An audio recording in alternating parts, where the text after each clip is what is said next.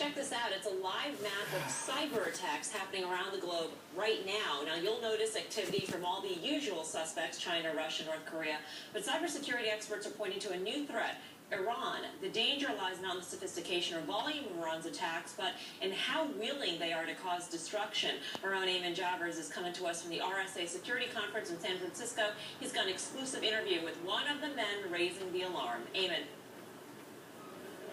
Hi, Melissa. Yeah, this is the floor of the RSA Cybersecurity Conference. There are tens of thousands of researchers here talking about all the latest developments in cybersecurity. But I'm joined by Brian Contos of the cybersecurity firm Norse. They put out a study last week focusing on Iran. And Brian, let's talk a little bit about what you found here. This fascinating case study here looking at the Iranians and what they're doing in terms of cybersecurity. What did you guys find? Sure. So at Norse, we monitor the internet for attacks, at about 30,000 attacks a second.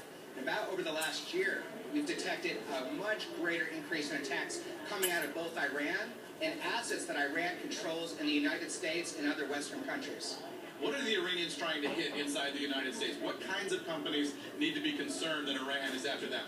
Sure. Any large enterprises, to me, looks like who's being targeted as well as government.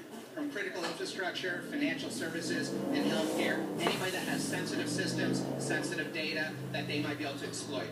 One of the toughest issues in cybersecurity is attribution. How do you know it's the Iranians, and how can you attribute these attacks directly to Iran? How do you know it's not somebody else? It's very hard to be 100% on attribution.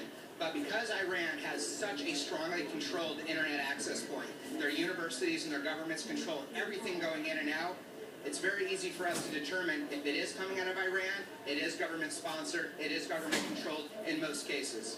Last question for you. There are other studies out there, though, that say the opposite of what you guys have found, that actually the Iranians are backing off in the light of the nuclear negotiations that are going on right now.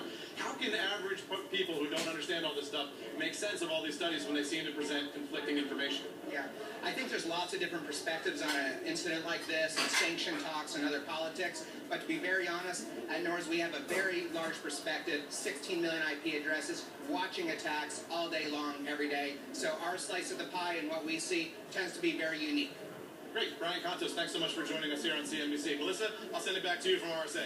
All right, thanks so much, Ayman Javers, joining us from the RSA conference. Very busy 2 hours of power.